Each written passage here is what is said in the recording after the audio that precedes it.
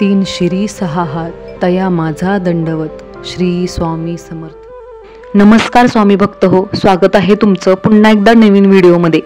या व्हिडिओचं शीर्षक आहे माहिती गोंदवलेकर महाराजांची.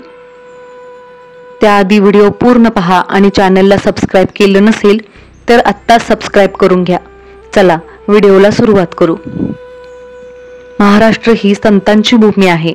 येथे होऊन गेलेल्या श्री ज्ञानेश्वर महाराज, श्री तुकाराम महाराज, श्री समर्थ रामदास स्वामी व श्री एकनाथ महाराज आदी संतांच्या मांदियाईत शोभून दिसतील अशा संतांपैकी एक म्हणजे श्री ब्रह्मचैतन्य महाराज गोंदवलेकर. त्यांची जन्मभूमी म्हणजे सातारा जिल्ह्यातील गोंदवले बुद्रुक हे छोटेसे गाव. पण त्यांच्या जन्माने आणि वास्तव्याने आज महाराष्ट्रातच काय पण साऱ्या भारतातही ते पुण्यक्षेत्र म्हणून प्रसिद्ध आहे. श्री महाराजांच्या घराण्यात पंढरीची भक्ती आणि वारी 7 पिढ्या चालत आलेली होती. अशा या सात्विक कुटुंबात रावजी आणि सौ गीताबाई या जोडप्यांच्या पोटी बुधवार माघ शुद्ध द्वादशी शके 1766 या दिवशी सूर्योदयाच्या सुमारास श्री महाराजांचा जन्म झाला. त्यांचे आजोबा लिंगोपंत आणि सौ राधाबाई यांना तर अत्यानंद झाला. पाळण्यात नाव गणपती असे ठेवले. हे गौरवर्णी गुटगुटीत आनंदी बाळ साहजिकच सर्वप्रिय झाले. बाळ थोडे मोठे होताच त्याच्या अंगचे अलौकिक गुण प्रकट होऊ लागले. भगवत भजनाची अतोनात आवड, तसेच अन्नदानाचे अतीव प्रेम आणि दीनदुबळ्यांचा कळवळा पाहून आजोबा धन्य झाले. पुढे योग्य वेळी मुंज झाल्यावर गणूने उपाध्यायांकडून त्यांची सारी विद्या अगदी अल्पावधीतच आत्मसात केली. अध्यात्माची ओढ वाढतच होती आणि अखेर 9व्या वर्षी 2 सोबत्यांसह गणूने गुरुशोधार्थ घरातून पलायन केले. पण त्यांचा लवकरच शोध लागला आणि हा प्रयत्न विफल झाला. 11व्या वर्षी गणूचा विवाह करण्यात आला. त्यानंतर लवकरच आजी व आजोबा दोघेही स्वर्गवासी झाले. पुढे योग्य वेळी मुंज झाल्यावर गणूने उपाध्यायांकडून त्यांची सारी विद्या अगदी अल्पावधीतच आत्मसात केली. इकडे गुरु भेटीची तळमळ वाढतच होती. त्यांच्या ठिकाणी जन्मताच अत्यंत तीव्र अध्यात्म वृत्ती होती व श्री एकनाथ व श्री समर्थ यांच्याप्रमाणे अगदी लहानपणापासून आपल्या जीवित कार्याची स्पष्ट जाणीव त्यांना होती. ब्रह्मज्ञानाचे आपले ध्येय गाठण्यासाठी सर्वस्वाचा त्याग करण्यास त्यांनी मागे पुढे पाहिले नाही व अखेर वयाच्या 12व्या वर्षी आईला किंचितशी सूचना देऊन स्वारीने एके रात्री गुपचूप फक्त एका लंगोटीनिशी प्रयाण केले आणि गुरुशोधार्थ भारत भ्रमण सुरू केले. या भ्रमणात श्री महाराजांनी तत्कालीन बहुतेक संतांच्या भेटी घेतल्या.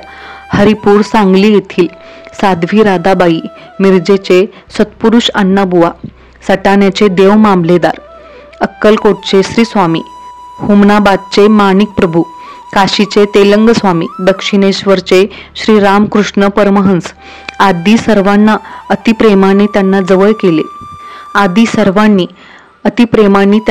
केले. पण तुझे गुरुपद माझ्याकडे नाही म्हणून सांगितले. अखेर गोदातीरी श्री समर्थ संप्रदायी श्री रामकृष्ण यांनी दर्शन देऊन येहेगावच्या श्री तुकाराम चैतन्यांकडे जाण्यास सांगितले. तेथे गेल्यावर मात्र त्यांना संपूर्ण समाधान झाले. 9 महिने तेथे त्यांनी अविश्रांत गुरुसेवा केली. गुरूंनी खडतर कसोट्या घेऊन त्यांची देहबुद्धी पूर्णपणे नष्ट झाल्याची खात्री करून घेतली. अखेर संतुष्ट होऊन अनुग्रह केला आणि ब्रह्मचैतन्य असे नाव ठेवले. मनासारखा सद्गुरू भेटल्यावर त्यांनी सांगितलेल्या मार्गाने जाऊन वयाच्या केवळ 15व्या वर्षी त्यांनी पूर्ण सिद्धावस्था प्राप्त करून घेतली. आत्मज्ञान अंगी मुरवण्यासाठी 2 वर्षे नैमिषारण्यात आत्मचिंतनासाठी जावे आणि मुख्य तीर्थक्षेत्र करून मग घरी जावे ही गुरु आज्ञा शिरसावंद्य करून ते निघाले. श्री तुकामाईच्या सांगण्याप्रमाणे तीर्थाटन करून 9 वर्षांनी गोंदवल्यास जाऊन घरी प्रकट झाले. सर्वांना आनंद झाला. 9 वर्षे आपली वाट पाहणाऱ्या पत्नीला ते माहेरहून घेऊन आले. पुढे तिच्यासह पुन्हा गुरुदर्शनास गेले आणि नाशिक येथे सुमारे 6 महिने वास्तव्य करून त्यांनी तिची नामस्मरणात व ध्यानधारणेत उत्कृष्ट तयारी करून घेतली. वर्षभरानंतर तिला पुत्ररत्न झाले. पण लवकरच तो मुलगा देवाघरी गेला आणि पाठोपाठ ती स्वतःही वैकुंठवासी झाली. त्यानंतर काही काळाने आईच्या आग्रहाखातर त्यांनी पुन्हा विवाह केला, तो एका जन्मांध मुलीशी. यांना पुढे भक्त मंडळी आईसाहेब म्हणू लागले. पुढील काळात श्री महाराजांनी श्रीराम नामाचा प्रसार करण्याचे व सामान्य प्रापंचिकांना पेलेल असा परमार्थ मार्ग दाखवण्याचे कार्य अधिकच जोराने केले. सदाचार, नामस्मरण, सगुणोपासना, अन्नदान आणि सर्वांबद्दल प्रेमभाव यावर त्यांचा विशेष भर होता. सन 1890 पासून श्रींचे वास्तव्य प्रामुख्याने गोंदवले येथेच राहिले. त्यांच्याकडे येणाऱ्यांची व राहणाऱ्यांची संख्या खूपच वाढली. या सर्वांना सगुणोपासनेला व सेवेला एक केंद्रस्थान असावे या हेतूने त्यांनी आपल्या वाड्यातच श्रीराम, सीता व लक्ष्मण तसेच मारुती यांची स्थापना केली. पुढे भक्त मंडळीची संख्या आणखी वाढत गेल्यावर त्यांनी गावातच आणखी एक राम मंदिर व एक दत्त मंदिर, एक धर्मशाळा बांधून निवासांची सोय वाढवली. पुढे एक शनी मंदिरही बांधले.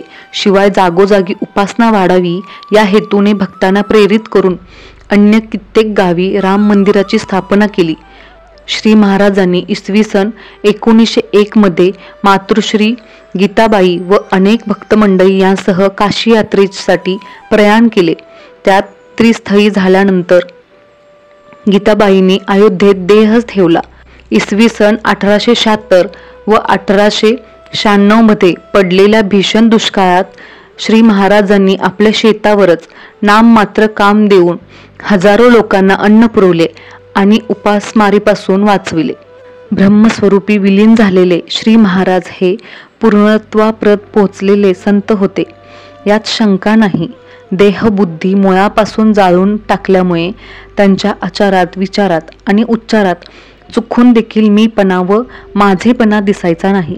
हेच त्यांच्या पूर्णत्वाचे गमक होय. अर्थात स्वतःबद्दल काहीच करायचे न उरल्यामुळे केवळ जगाचे कल्याण व्हावे एवढीच त्यांची भावना होती. आपण जो ब्रह्मानंद सेवन करतो तो सर्वांनी सेवावा व धन्य होऊन जावे या एकाच प्रेरणेने प्रभावित होऊन सर्व प्रकारच्या लोकांना त्यांनी जवळ केले. प्रपंचामध्ये परमार्थ कसा आणावा याचा ज्ञानकोश म्हणजेच त्यांचे चरित्र. प्रपंचिकांच्या प्रत्येक आध्यात्मिक शंकेचे उत्तर त्यांच्या चरित्रात सापडते. प्रपंचिक लोकांसाठी हा खटाटोप करीत असताना त्यांना अकारण निंदा, अपमान, छळ व कमीपणा सोसावा लागला तरी देखील सर्वांनी भगवंताच्या मार्गी लागावे, म्हणजे भगवंताचे नाम घ्यावे म्हणून शेवटचा श्वास असेपर्यंत त्यांनी प्रयत्न केला आणि केवळ जनहितार्थ आपले आयुष्य वेचून आणि सर्वस्व देऊन असंख्य लोकांना भगवंताच्या नामाचा व प्रेमाचा महिमा पटवून दिला. भगवंताच्या नामाची थोरवी गाता गाता श्री महाराजांच्या आयुष्याचा प्रत्येक क्षण गेला. नामाचे महत्त्व सांगण्यासाठी ते जन्माला आले. नामाचे महत्त्वाचे त्यांनी जन्मभर गायन केले आणि आपल्या आयुष्याचे शेवटचे क्षण नामाचे महत्त्व सांगण्यातच त्यांनी घालवले. श्री महाराजांनी जन्मभर डोळ्यांनी नाम पाहिले, कानाने नाम ऐकले, वाणीने नाम घेतले, मनाने नाम कल्पले, बुद्धीने नाम चिंतले, काया वाचा मनाने जगात एका नामाशिवाय त्यांनी दुसरे काहीच सत्य मानले नाही. सोमवार मार्गशीर्ष कृष्ण दशमी शके 1835 या दिवशी पहाटे 5:55 जिथे नाम तिथे माझे प्राण ही सांभाळावी खून हे शेवटचे शब्द उच्चारून या महापुरुषाने आपला देह ठेवला. जगाला प्रकाश देणारा भौतिक सूर्य पूर्वेकडे वर येऊ पाहता असताना गोंदवल्याचा हा अध्यात्म सूर्य मावळला.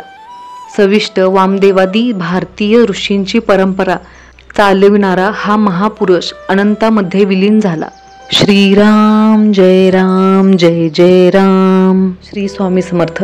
व्हिडिओ आवडल्यास लाईक, शेअर, सबस्क्राईब करा. कमेंट करायला विसरू नका. धन्यवाद.